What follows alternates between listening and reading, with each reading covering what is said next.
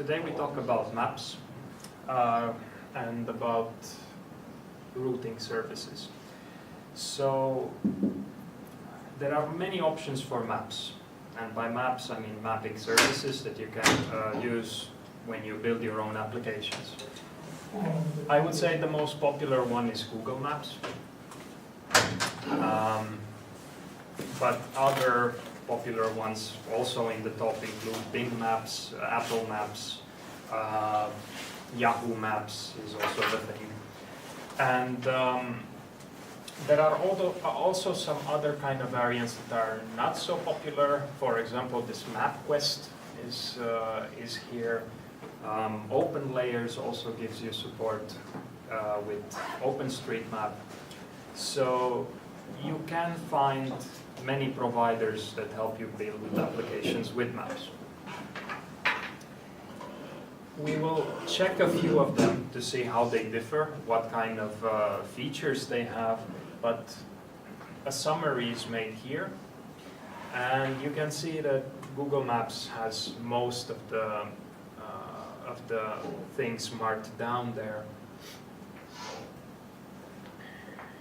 And some of the features that are included that are usually counted are if the map is going to have support for the mobile or not. It may be just a desktop solution. Satellite view is usually given by all of them. It means that you have pictures taken from the satellite and you can see how the terrain actually looks like. Geocoding support means that you can ask them for what is a written address at a given location. Reverse geocoding, opposite of that. Now, routing is usually also built in these maps. So you could ask them what is the shortest path or the fastest path or the most economical path from point A to point B, and they will use their road network to calculate that for you. Traffic is one of the most recent things that has been added into these systems. Not all of them really support it, but the examples here do. They either estimate or have some kind of, they estimate how much traffic is on a given road at a given time. They can estimate it either by looking at past data, past observations, and they assume that the same thing will happen on similar time in another day, or by counting number of active users. For example, if you have an Android phone, then Google can know who is in a specific place if your location is activated. So that's one of the most interesting recent features that they have added. Then bird's eye view is something that only Bing Maps has at the moment. Instead of just satellite imagery, they take pictures from airplane, which is better quality pictures from above. Street view is something Google has. Instead of airplane, they take a car and take pictures from the road itself. And then some 3D tries from Google now, and even some gaming API that Google is offering. And this OSRM I presented yesterday a little bit, so open source routing machine. If you just need directions from A to B, then it's a free way to do it. It's an open source solution. You can install it on your own server, and you don't need to use any of these map services to do that. So basically, this part here can be done also without a map.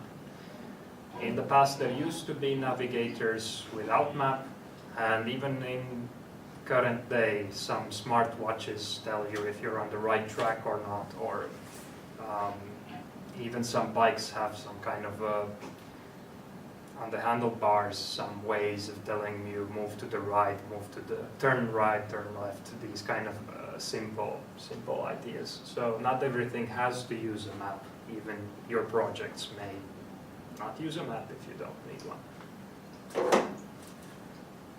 Okay. But we will focus on Google Maps in all our examples, at least most of our examples. Maybe today we check a little bit of the free ones, but I mean, okay. Free ones. So I mentioned that Google has a fee if you're going to use it for real application where you're expecting a lot of users. Actually, all of them have. But some of the fees are less high on the other variants, and also some of the limitations are less big in other variants. So if you're going to use Openlayers, for example, you may have more freedom in the, you can build more powerful applications with the free variant. That's what I mean. Okay, but we will focus mostly on Google, usually because, well, various reasons.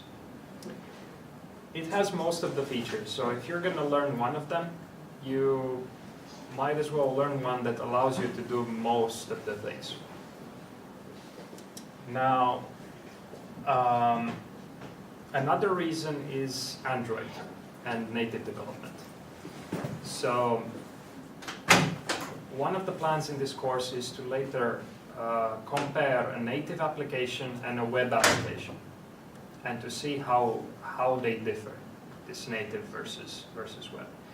And Android and Google Maps, they are very well paired together. So you can make a Google Maps application on the web and a native Android application, both of them using Google Maps. So in that case, the fair comparison between the native application and the web application is we can do that.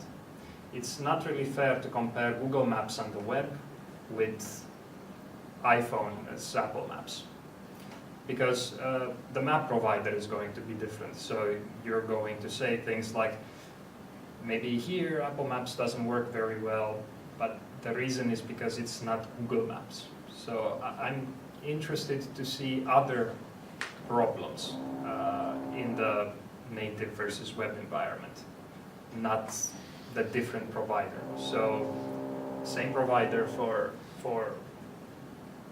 the Android solutions. And another reason is its accuracy. It is more accurate than the other ones. They put a lot of effort into maintaining the quality of the information there. They always update the road networks, they always update services, things like that. And they always come with new eye-catchy things. For example, this is a video about some new features in Google, because they are opening a Unity API. I'm not sure if it's open yet, but basically if you're interested in game development and you know what Unity is, Google Maps is or is coming there. And well, let's see what kind of things they offer here.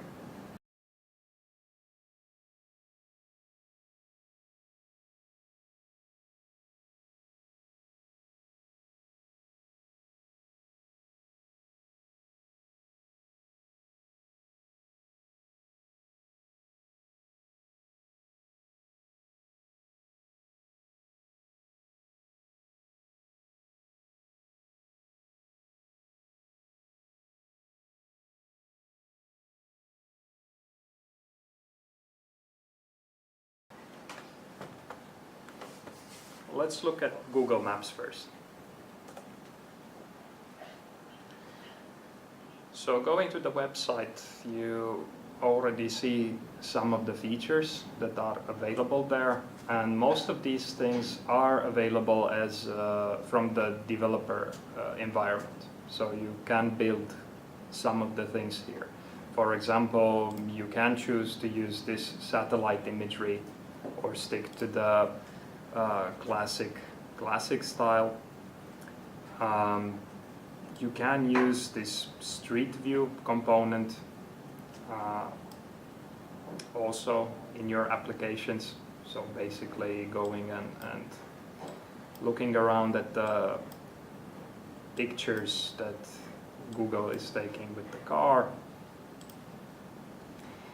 In some places, usually bigger cities, or let's see if in Joensuu also, the satellite mode, yeah, not in Joensuu. Let's check Kuopio. The satellite mode has this 3D rendering of some buildings. Yeah, maybe here. So you can have a depth perception from buildings and even apparently trees in some places. I don't know, was it really not available in Joensuu?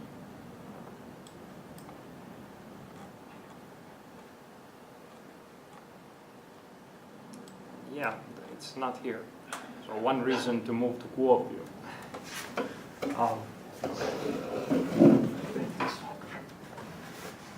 Camera is, oops.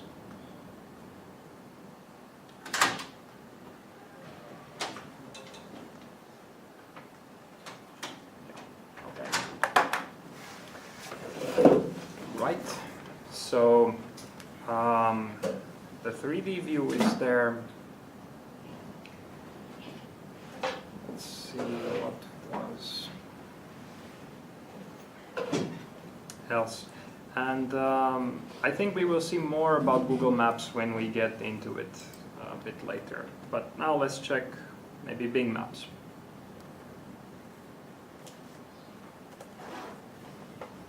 So very similar view here, same kind of toggling to this aerial view as they call it. And then if you zoom in here a bit more, I think at some point you can select something else. I don't remember anymore where it is.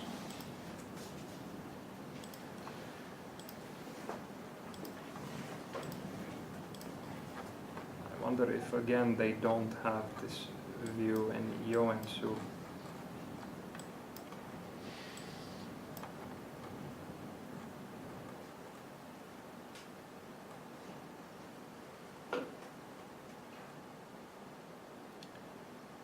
Okay, not sure how to enable this anymore, but it did have it.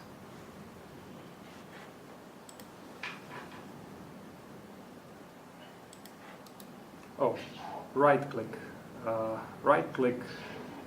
view bird's eye. Okay, so these kind of pictures are what Bing Maps has taken, and they are a bit better quality than the satellite pictures, the typical satellite pictures that you have. And out of curiosity, does this really? Does this work in other places, like Joensuu, for example?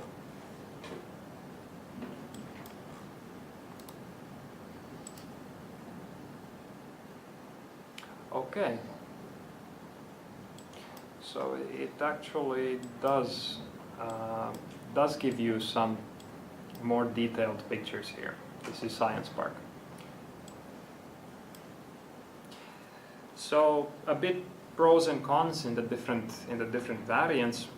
I think, of course, Street View is missing here. Oh, I wonder what this View Street side is.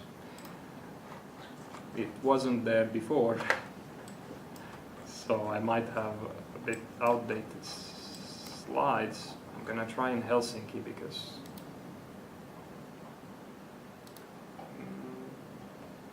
no, it's not appearing here. But the bird's eye is there. All right. Anyway, and the same kind of directions. So I didn't demonstrate this in Google Maps, but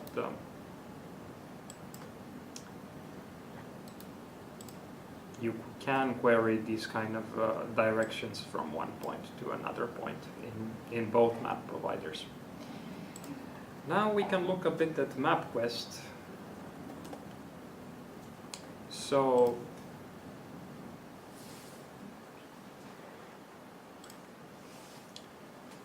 very similar situation here. However, they seem to be more emphasized on services. So you could, for example, search for hotels very easily here, shopping places. Now, you start to see a bit of the limitations compared to other services because there are no shopping places in Finland. So this service is aimed at US. They did have hotels here somehow, but okay. Harrods. Something is there. Some shopping place. But yeah, most of the information is only here. And okay, they also have gas places where you take gas, and they seem to show also the price from there. I'm not sure if this is updated or not. But it seems to focus a bit more on the services, and the services are not equally distributed, so some of them appear to be more important than others. Right. Now, each of these have APIs. So, for example, if you Google MapQuest API, I guess this one is it. Yes.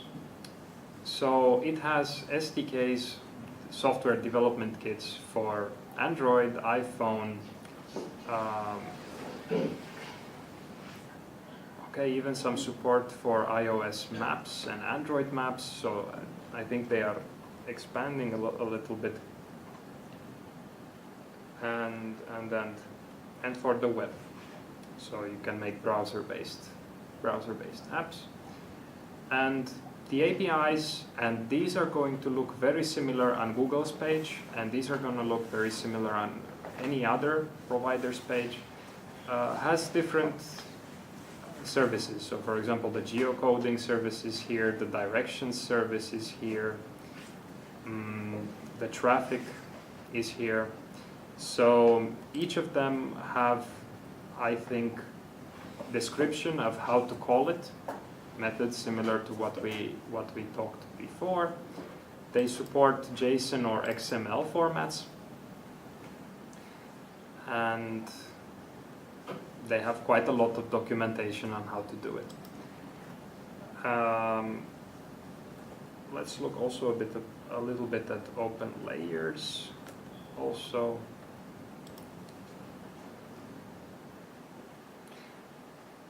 Yeah, so these are also quite popular in Finland. They use OpenStreetMap by default. And I think the examples here are many and very good ones. So again, if you are interested in some other map provider, you will find, at least here, a lot of examples showing to you how to do different things. For example, earthquakes heat map. So this one has some data about earthquakes. I assume it's read from somewhere. Okay, KML format is one format for storing location information. So from here they read data where earthquakes have been, and now they use some kind of heat map feature to draw on the map these kind of spots where the earthquakes have been spotted. Finland looks quite safe. Very, very many examples here. I think localized, so you can use your mobile phone GPS to position yourself on the map. Okay, let's try another one. Polygon Styles. Okay, here they choose not to have any kind of picture on the background. They just use the map service to draw things on it. This is actually especially useful even in situations like fractal rendering. So this example here with the fractal, you know that fractals are these shapes that you can zoom into infinitely. Now, I don't think you can zoom in infinitely in this example, but you can zoom in because this is one of the features that the map providers are giving you. And you can use this kind of zooming and panning of the map to get a better understanding of how these shapes look like. But these anyway were examples where the map is not there. But it shows that you can use these providers also for other tasks. This is again about the earthquakes, but instead of heat map you have clusters. So having some radius, some circles with varying radii, and I think if you hover the mouse over it, you're going to see the exact locations where the earthquakes have been. So many neat things to try out here also. And I do encourage you to try them, and who knows, maybe you will use them as part of your projects as well. Yeah. All right.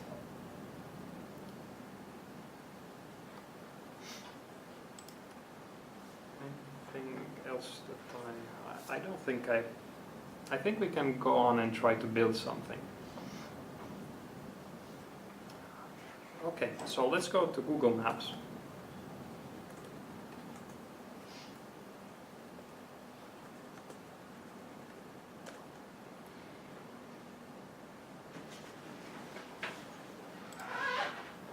So I'm opening the JavaScript API for Google Maps. So this is now what we are going to use for our project, for what we will build today and what we will build in the next week. Many examples also on this page, and they are in form of tutorials or in the form of documentation is available as this reference here, so you can look at this page for a lot of support, even things that I don't cover during the lecture. But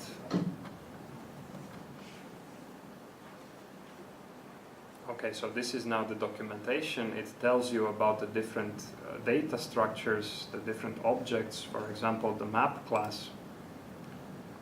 You can open the map class and you can see it has a constructor, a div where to put it, and many different methods that you can apply. For example, fit bounds. This method just means that you're going to make the map show a specific region. So these bounds are defining a rectangle in space, and the map is going to go to show this rectangle. Get bounds is to find the rectangle that you are looking at. Maybe the user is moving the map around. The center of the map can also be found. Street view of the location. Many methods here, and it's impossible to go through them one by one. The zoom level. is also there. Yeah. And events are also described. These events are user generated. Usually they are, for example, when a user clicks something. If a user clicks something on the map, you can find out what is that coordinate where he clicked on. Okay, but samples also here. So the code samples are more than the documentation. They actually show you how to build simple applications. For example, this is the code for a simple map. Note your API key has to be added there. So let's see about that one. How do we get our API key? We will look again. Okay, maybe we check also this overview. Oh, the maps.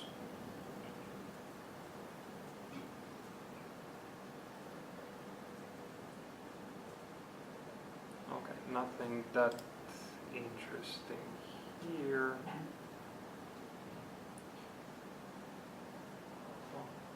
Well, same things that we saw before from the MapQuest. So support for Android, support for iOS, the JavaScript API, support for routing, for directions is there, places. So this is what I think that Google is much better than others, because it does record restaurants, hotels, these kind of things everywhere. Even small cities from small countries seem to have this kind of information. And if you're going to build any kind of project that works with those, you just don't have the power to make a database like that yourself. So then you're kind of stuck with this choice. Okay. So let's experiment with Google Maps a little bit. For that, I want to take a look again at what we did yesterday. So I polished a little bit the code from last time, and I made it output in a bit more readable way. So you can check this example also on the demos link from yesterday's lecture, and let's look a little bit through them. So we are now, okay, this was the simple addition example on our own server, and then we tried the geocoding API from Google with some location, and we got the address information. We tried to find convex hull with some API from Mopsy from a given set of points. I didn't show yesterday, I wanted to, but I didn't have enough time. So now this is the time zone information from Tuusniemi. It basically says that there is a 7,200 second offset from the default time at Greenwich. Then traveling salesman for those point examples from yesterday.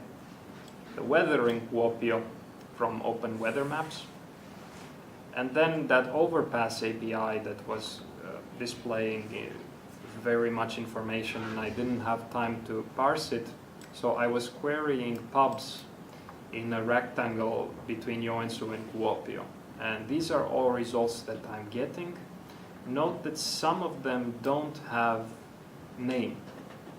So OpenStreetMap just knows that there is a pub at this location, but doesn't know more detail about that one.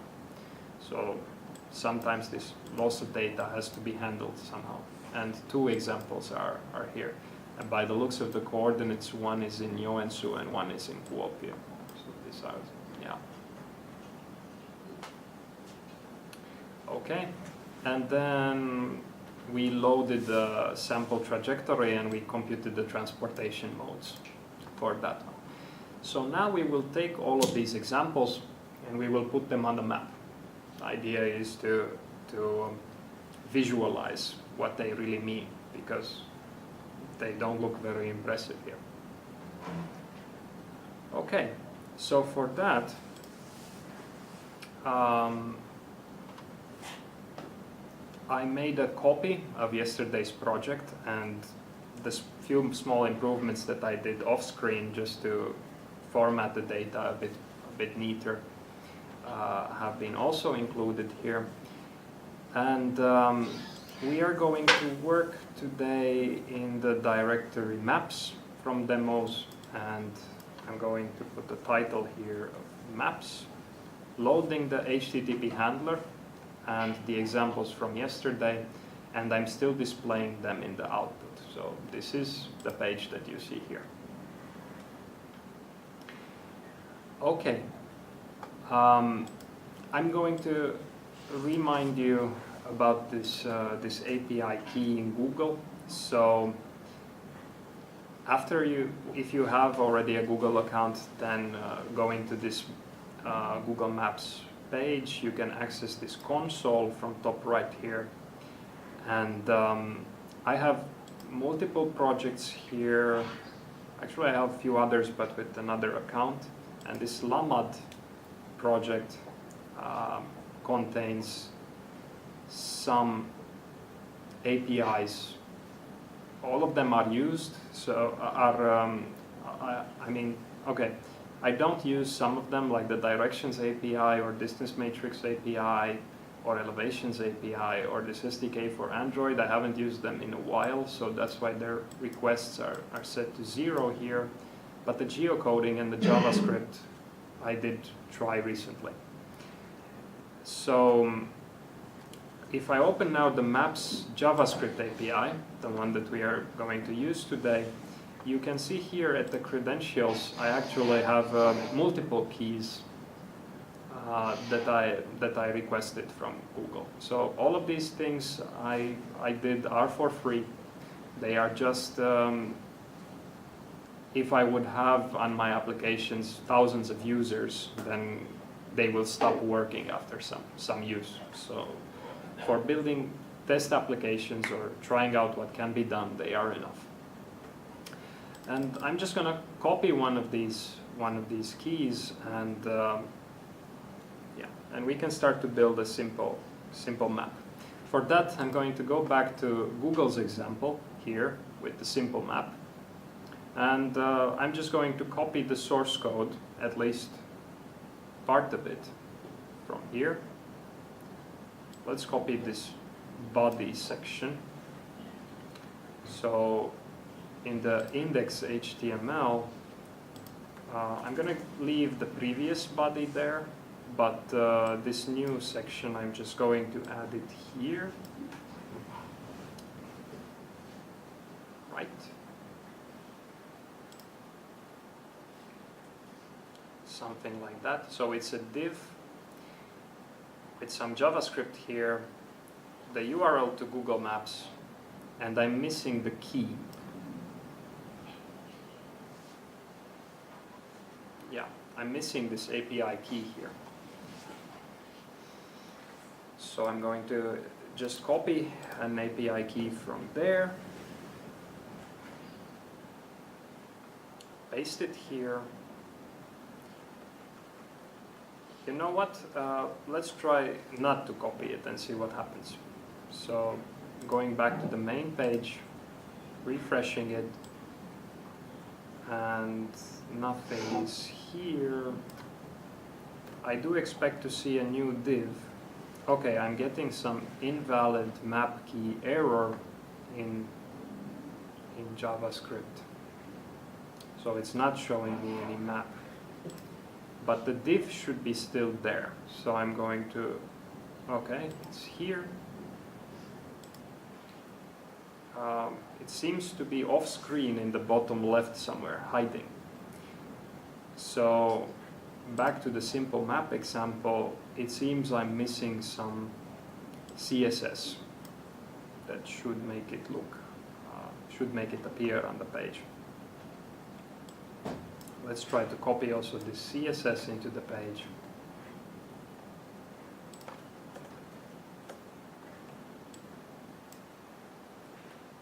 Now refresh here, I'm getting a map and this message with something went wrong. See the console for technical details. So the technical detail is I don't have a key from here. And now I'm going to copy this one key from there, put it here.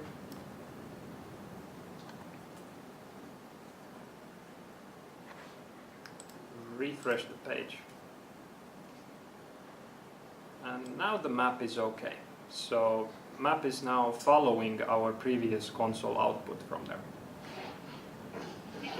Okay.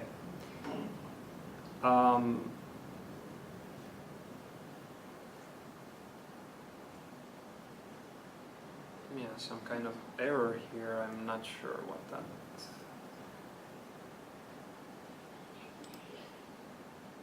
I think we get to that later. It's not maps related. It's something from OSRN. It's from the router, but it's probably one of the examples that. Oh yeah, the router. I might have exceeded the number of calls that we can do today. So that could be the reason. Let's just quickly check. Too many requests. Yes. So yeah. Okay. But now we have the map, and we can look a little bit at this code. So we added a div here with the name, with the ID map. And this is very important. So I included the OpenStreetMap with the callback function of initMap. So this initMap function is going to be called after the map has loaded.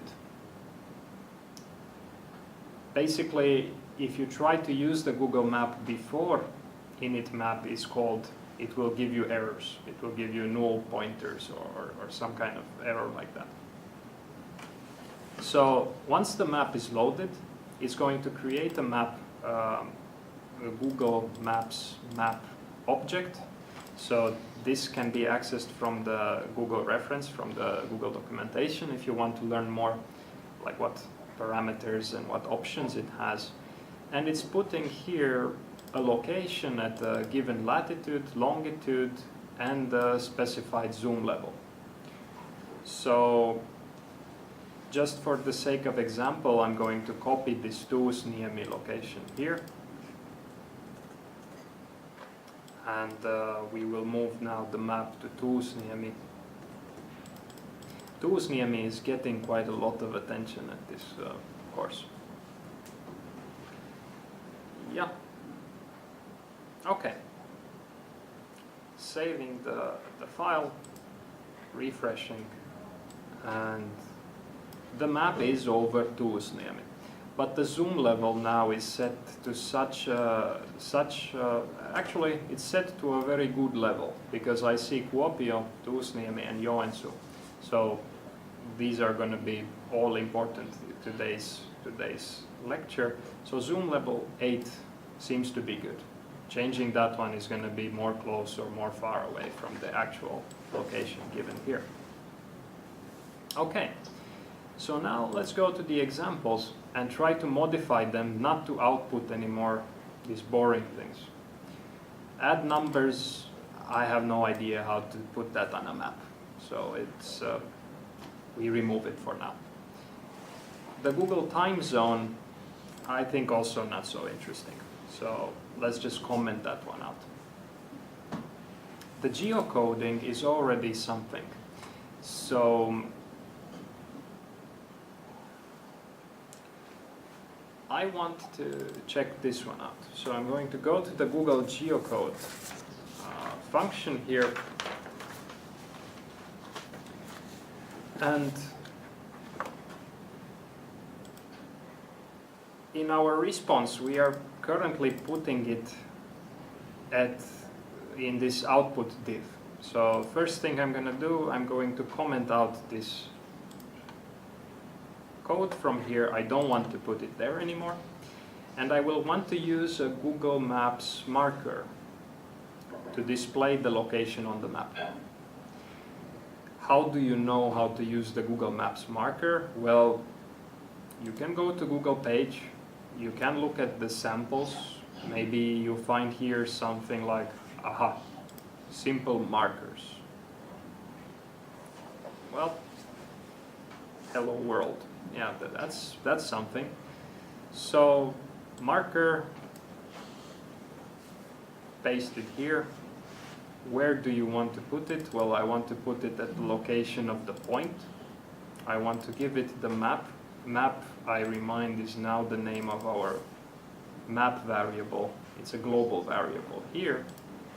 And the title is, let's just put hello. No, let's put the address. We have the address here. So now when you hover the map, hover the marker, we will see the address of, hopefully, Tuusniemi. So refreshing the page, and one error.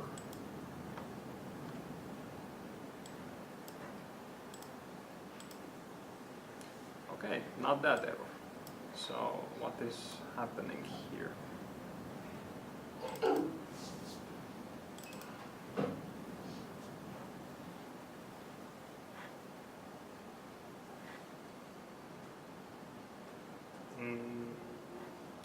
I'm going to debug by searching the function here, Google geocode, and oh, for some reason it still has this output div here. The map is not there. I'm going to try refresh again the page, maybe some, okay, it was just some cache problem or some update issue. So now the marker is on the map, it's over Tuusniemi. And if I hover it, I see this address that we got with the Google geocoding API we tried yesterday. So that's one of the things. Quite nice. Let's put also markers for Kuopio and Joensuu.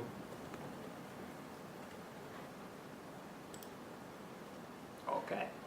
So Kuopio was on this Minnakantin katu, and Joensuu was Koskikatu. So we are getting now some things on the map. Okay, get weather in city. In Pokemon Go, they use the weather to change how the map looks like.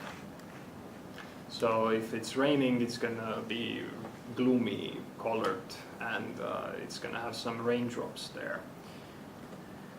I think we can do similar thing here. So let's go in the samples.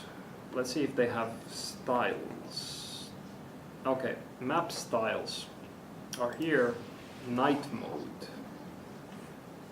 Okay, so you can choose how the map should look like. Here it seems to have a night mode.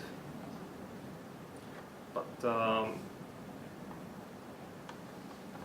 can we do something more custom? So if you want to change this night mode to something else, maybe we try styled map types. Okay. So documentation here if you want to make it look different, but I'm okay with this example here. So the code here shows that it's giving a color for very different things, like the color of the landscape, the color of a point of interest, the color of a highway is given here. So this is an example with a lot of effort into it. Or I have seen that you can Google this. I think they have a system where I think they have some tool that you can select, that you can view the map and change properties, and then they generate for you this kind of code to put there. But for now, let's try to make our map look like this if it's sunny in Tuusniemi. So like some kind of Easter egg feature that if it's a good weather in Tuusniemi, because it's one of the points, then we will make the map look like that. Otherwise, it will default to the normal Google map.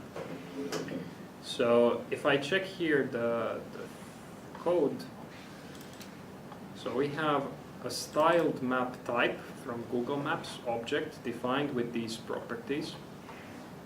And then in our map constructor, I am giving it this styled map type in addition to road map satellite. So map satellite is here, styled map is going to come later, later in this list. So I just copy this, see what happens.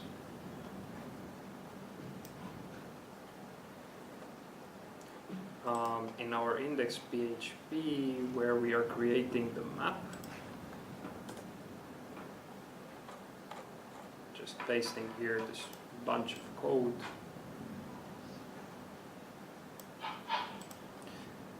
And it's not over.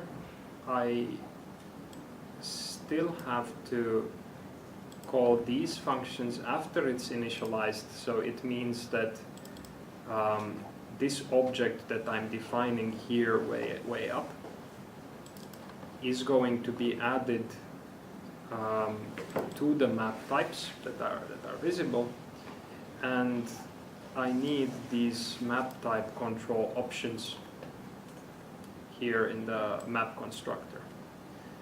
I think road map and satellite are enough. I think these are we can try them exactly like that and see how it looks first. But going back to the maps, and I'm going to refresh. Okay, so the map now looks like this. I think the terrain options and these hybrid things here with the labels, so these labels wouldn't appear and this terrain wouldn't appear here if you remove these two from there. I'm not exactly sure, but yeah, so they are just different styles, different ways the maps can look like, and now we have also our styled map variant here. But we don't want to load this just like that. Let's make it according to the weather. So the set map type ID function, I'm going to call it in our examples in the get weather for city. And here I don't output the weather anymore in this div. I'm going to do a check. So if the description of the weather is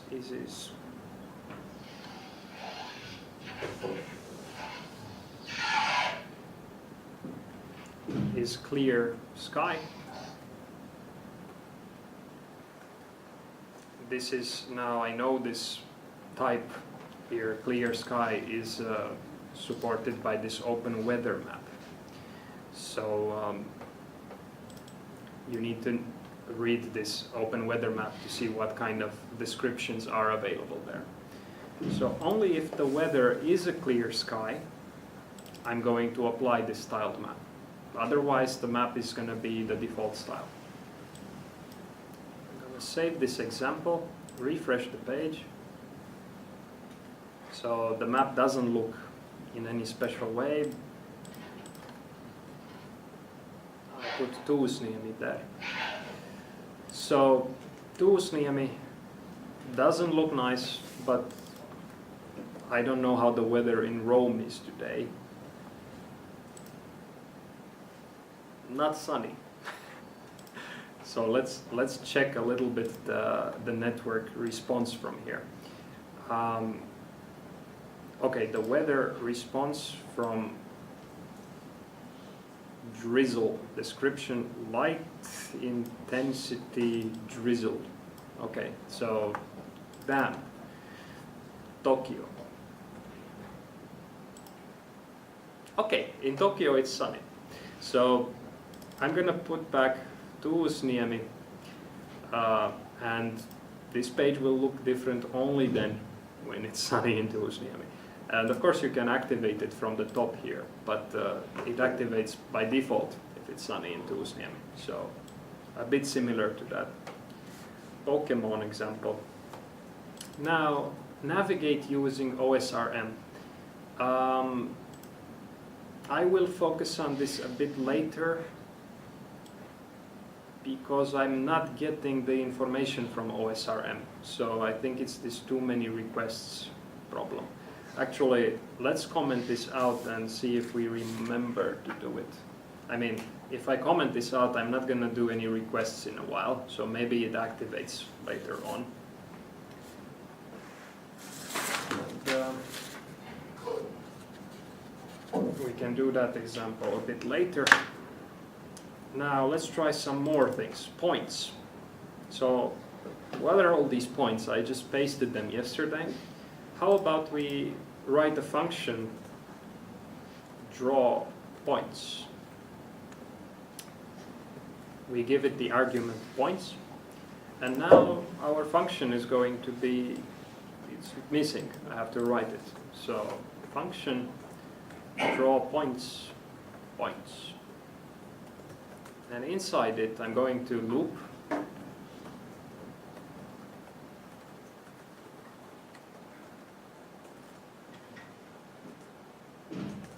And for each location, I'm going to make a marker. So very similar to what we did before in this geocode example. I'm going to create a new marker with the position of the point at index I. I'm going to add it to the map, and we don't need a title anymore for this one because we don't know what those points are. So refreshing the page now. Looks kind of the same, but something here. Okay. So these are the points. Actually, they are nothing really. If we go to the Lamad mockups, in my mockup, I made some locations here on the map, artificial locations on the map, and they are the points. So they are just some toy data to work with. Yeah. And they look like that. Of course, one of them has a title. It's this Joensuu address from here. So now, how about we make these markers look a little different? Because now it's confusing me. Which one is which? I'm going to open PowerPoint because it's the only image editing software I have on this computer except for Paint, which I don't like that much. And I'm going to draw a dot and save it as a picture. Maybe we call it dot.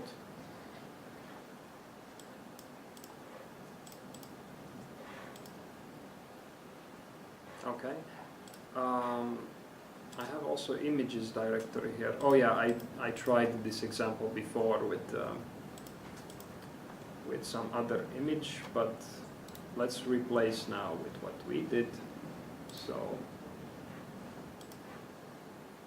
I delete these resources from here, and I'm going to take our dot that we just drew, and I'm going to add it here in our images directory. And the marker needs to know to use this image there.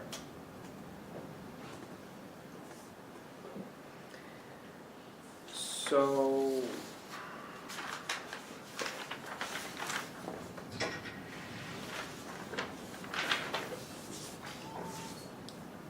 the icon property of this marker is going to be images.png.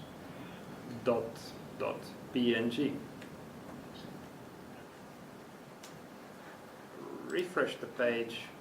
Now I see a big dot here. Okay, they do look different. But how did I know that I have to put here icon equals to that? Well, you go back to the Google. If you want, you can go to the documentation, to this reference, and look for the marker. Okay, the marker class. Check the marker class, and it takes as a parameter here marker options. So some of these marker options, one of them is this icon. It can either have a string or an icon object as the parameter, so we will see how they are different, or even a symbol. So each of these two are clickable. You can click at the icon interface and read the properties of that one. So we will actually need to do this now because there is a problem with this example. You will see it when I zoom in. So this marker here, where do you think the center point, where do you think the actual location is? At the bottom. It's at the bottom and in the middle of this image, if you have the bounding box. And actually the location for the circles is also at the bottom. It's here. If I zoom out, you see that it doesn't move from this one location. But if I zoom out, so now I'm close to Science Park here, but if I zoom out a lot, you can see that my center point is now in Lapland somewhere. So it kind of gives a fake impression of where we are here on the map. So I want the marker to be, the true location to be in the middle of the marker. And for that we need to use this icon interface and these properties here, the size of the icon and something called an anchor point. This is the point at which an image is in correspondence to the marker location on the map. So small thing, but very important. So the reason we have to do this here is because it doesn't, this clearly has a pointing location here, so it's fine, but users will expect to see the location in the middle of this circle, not at the bottom of this circle. Yeah, so instead of just an image here, we are going to make an icon interface. So back to the reference here, this is where I'm now defining the icon from. I'm going to use the anchor and the sizes. Yeah, and the sizes here.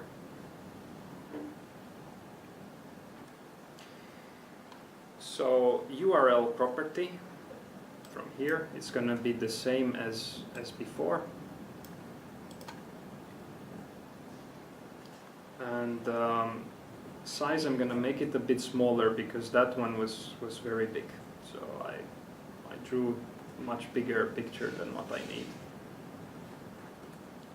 In web development, you might want to redraw it in a smaller size because then you don't have to load such a big picture from the server.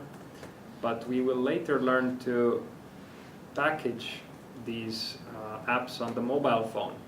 So then the mobile phone doesn't have to download these images from anywhere.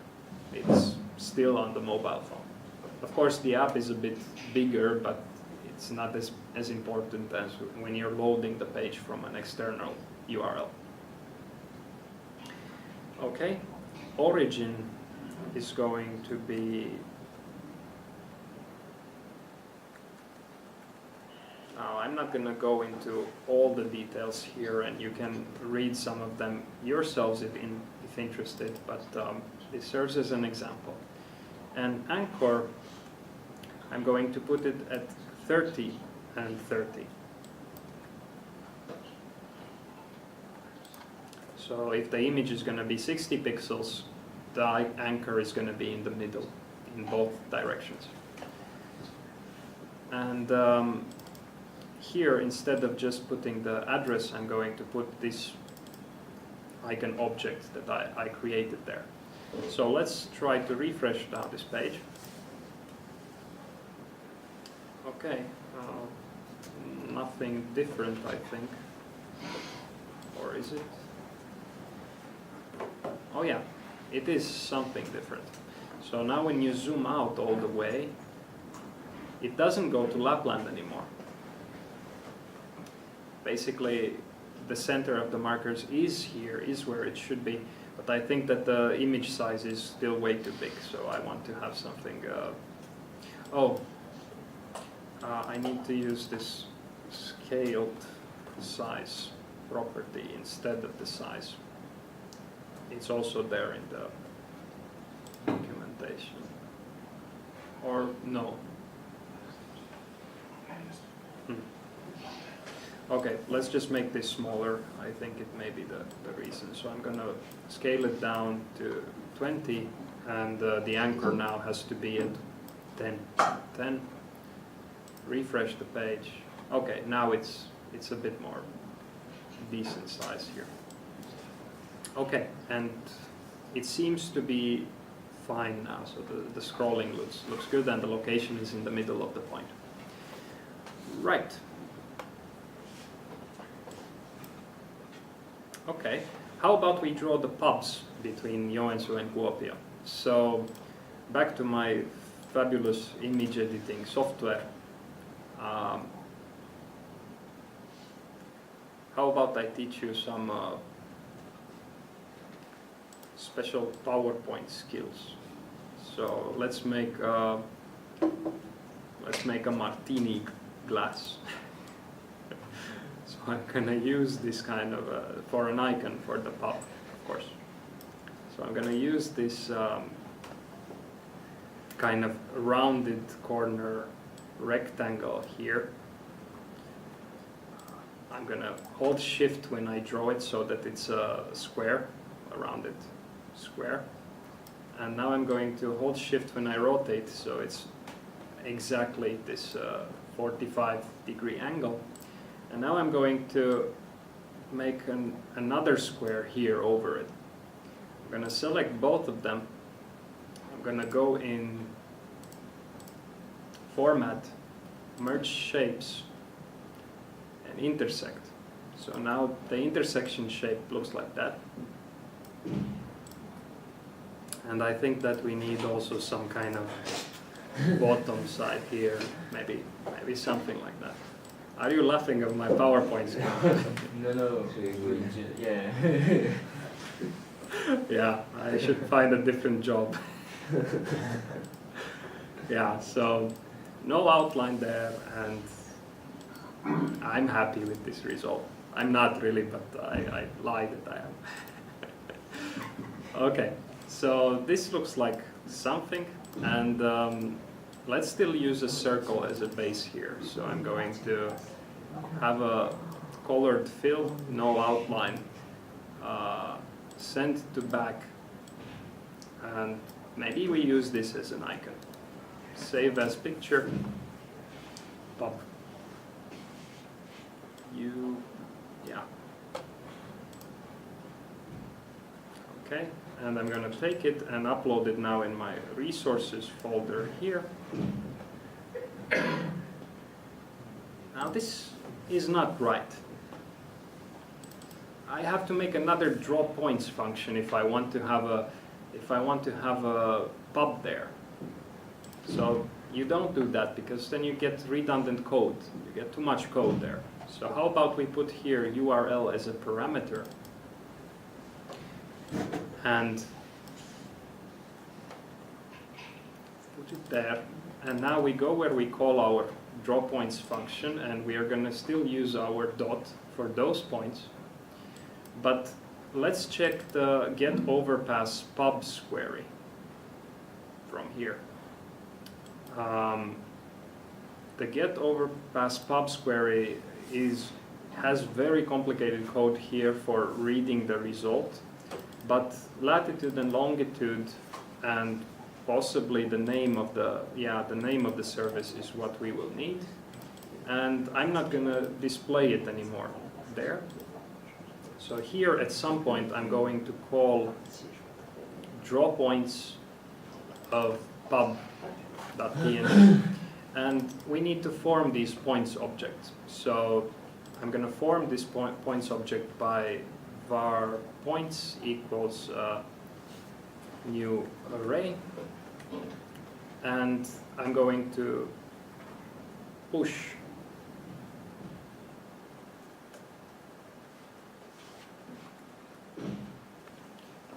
a new object in the points with latitude. Latitude we calculated here from the OSRM response. Longitude, and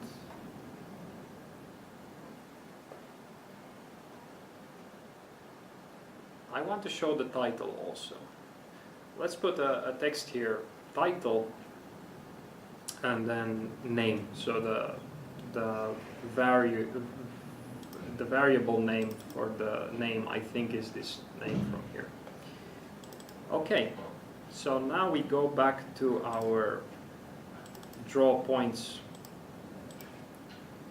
function, and if our points has a title, then we can display that title also. Otherwise, it's probably going to show null there. So let's see. Title, points of I, and title. So many modifications here, but let's see how this page now looks like. Well,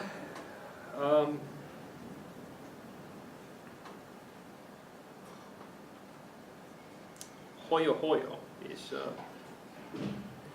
halfway, so maybe we can meet there someday with all students. Yeah, so this one doesn't have a title. I think it's actually the example from that list that doesn't have information in OpenStreetMap. All the other ones have a title. So now we have our points there and these special items, and these titles are null. They don't have title there, so nothing will appear when I over the map. But these will show the pub name and the pub's location now also on the map. Okay. Good progress. So these are queried from OpenStreetMap using the Overpass API. Let's go back. We learned a bit about how to draw points, markers, but how about trajectories? So this is also can be quite important. And the key object here to use is called, to search for in Google Maps, is called the Polyline.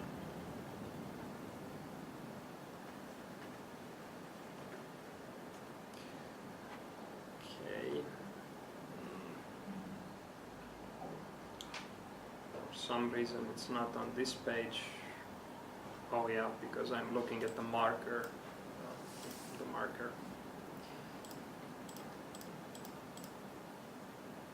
Interface, but I'm curious to go to the Polyline class.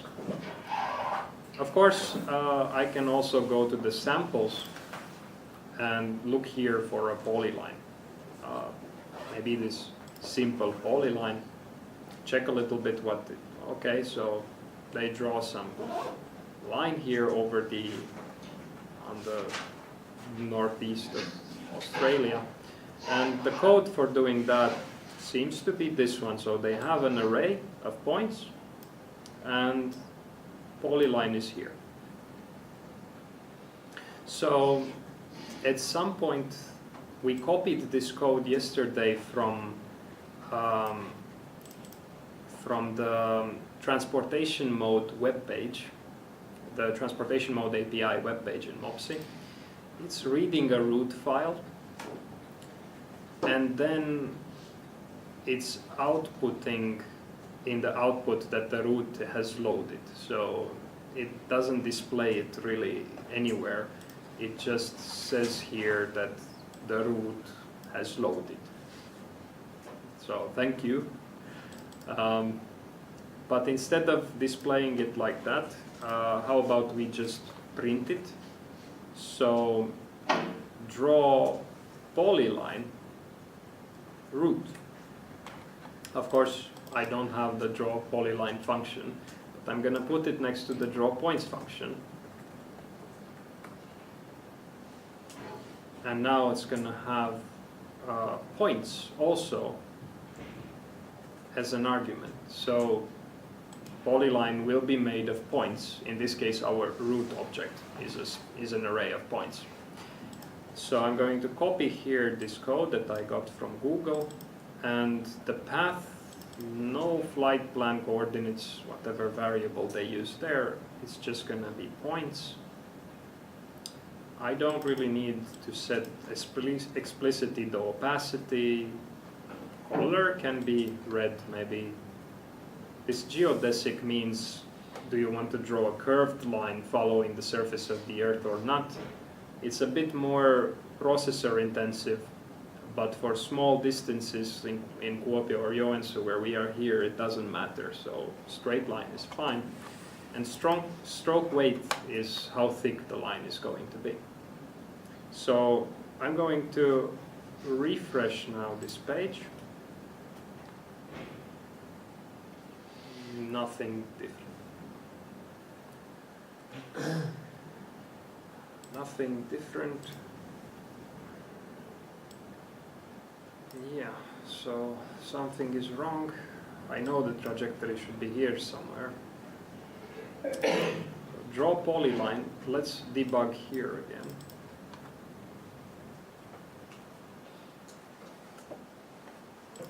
Function. Oh, all the markers and all the other objects need to be placed on a map. So why? Because you may have 2 maps, you may have 3 maps on your page, maybe small ones, and it needs to know where to go. So this is probably the reason. Still doesn't. Okay, it is here. So this line is that trajectory that we were trying to to calculate the transportation mode for yesterday. Okay, great. But how about we move the color parameter from here and put it as an argument to our draw polyline function, so that we can actually draw also the different transportation modes there. So stroke color comes as a parameter, and where we are calling now here the polyline, let's just make this one black. So hashtag 000 or black. I think both of them are understood. But now the callback here is going to be going to our segment route on the server. And when the route has been segmented on the server, we are going to get back our segmented route, and instead of displaying it here in the output box again, I'm going to take the types. So yeah, so the type of the segment, and I'm going to do a switch. So I'm going to do a switch based on the type of the segment.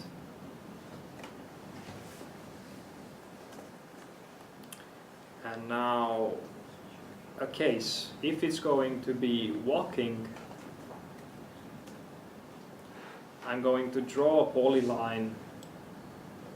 Now I know the object that contains the points is called points. Here you can read the documentation on the movement type API webpage if needed.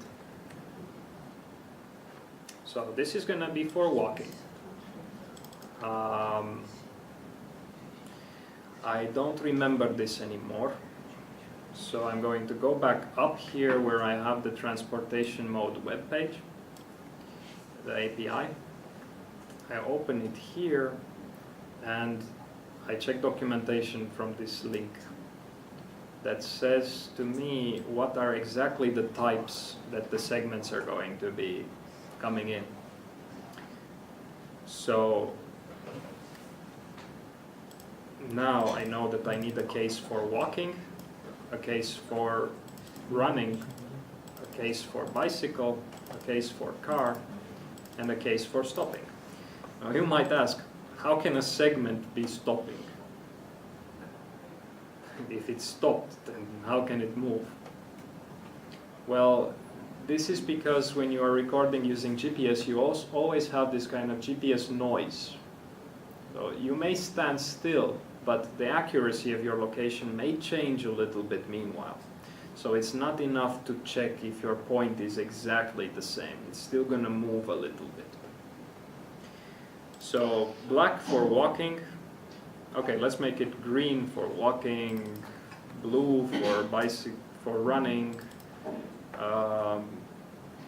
yellow for bicycle, red for car, and black for stopping. So something crazy.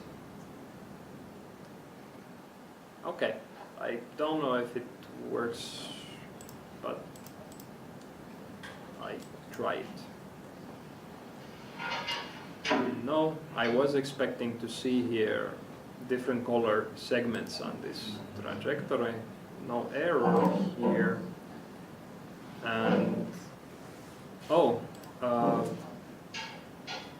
I think the code is not updating again.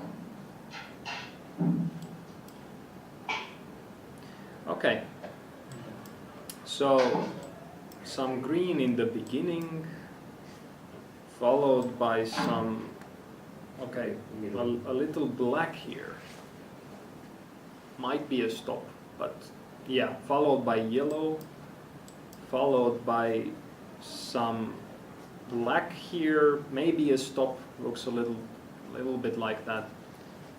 Then yeah, green, black, yellow.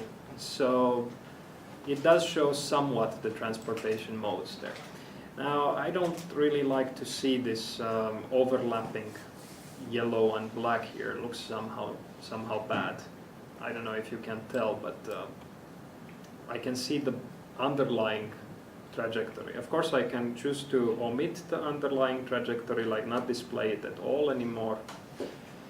But how about we set a parameter to this function for the size?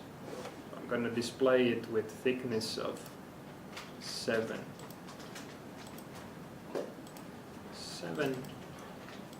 And the original, yeah, so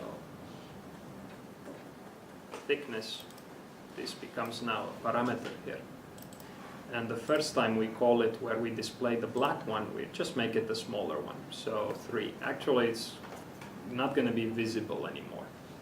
But okay, and one more thing that I don't like, this yellow is too yellow. I'm going to make it orange, like it's not very well visible here on the map. So refreshing the page. Oh, okay. Well, I didn't expect this to happen. I wonder why it is happening like that. So it's displaying the black root over the other the colored segments. It's very strange. Refresh the page. Okay. To debug this a bit better, I'm going to move the map to Joensuu.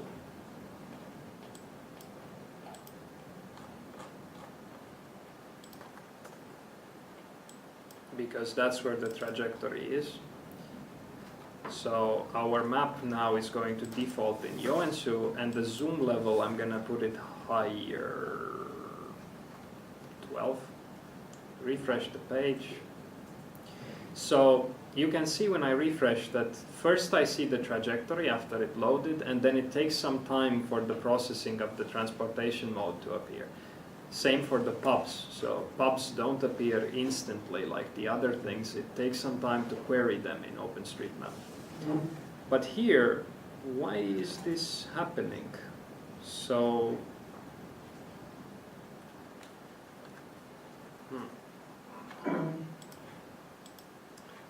this black polyline, I'm going to comment it out. So I'm not displaying the black polyline anymore, but my intuition says that if it's there, it should be in the beginning, but then it should be covered by the other ones. So you might check the documentation there about how to draw some lines on top of each other. I'm not going to go into details with that. But the reason why I don't go into details is that I kind of like the way this looks. So somehow the color is an emphasis, but you still see the raw input there. Okay, here it's actually some gap there. Interesting. Anyway, so we have now a way to draw the polylines. Let's check also the last examples. So if we go back up here, we see we did most of the things. So we read the route, we saw the segments, we draw the points. This convex hull and traveling salesman problem. So, yeah. The convex hull is here. Instead of writing it to that boring output, I'm going to take the points and I'm going to draw polyline with the points, and color, let's put it black, and thickness, let's put it 2. So this should be convex hull, I think. Basically, the black points now have a hole, have a surrounding border, if you will, except for one. So these are just the points of the hole in order, but I want to connect the last one with the first one. So I really want this to be a closed loop that contains all the black points in this example. So basically, I want my points to push inside them the points first element. So I have the first element, all the other elements, and then from the last one I want the first element to be again in this polyline that I'm going to draw.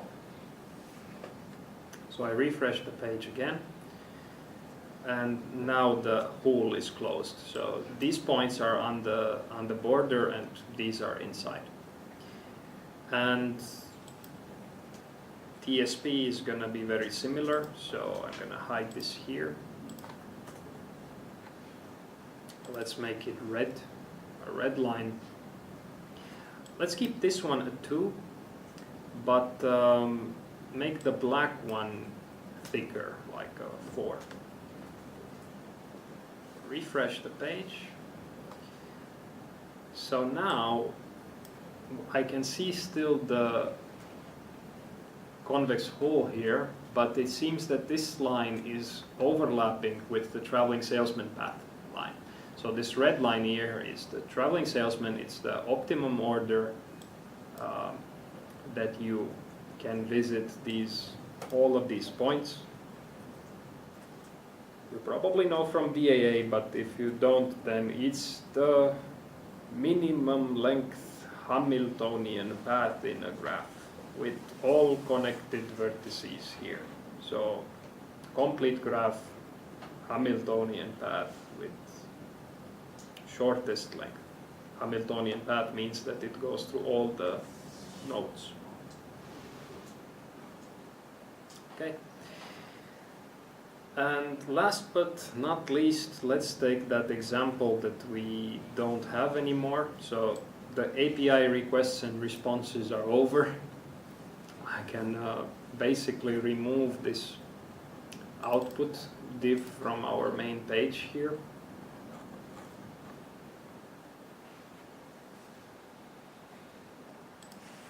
I'm just going to comment it out. Yeah. But the last thing is this OSRM request for navigation directions from Joensuu to Kuopio. So let's activate this again, and it may work or may not depending if the number of requests has been reached or not, or if it replenished, or I'm not sure how it works there. But instead of printing the navigation here, I'm going to make a points array because it's not in the proper format. Points push latitude of coords of I and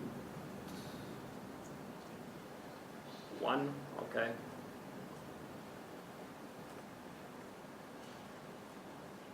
LNG is here, and that's it. Draw polyline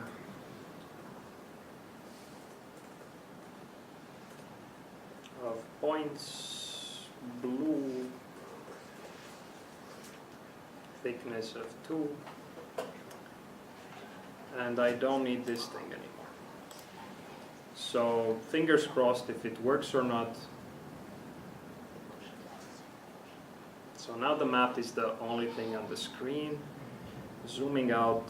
Okay, great. So Tuusniemi to Kuopio has some directions here. Now also note that these directions don't necessarily follow the Google Map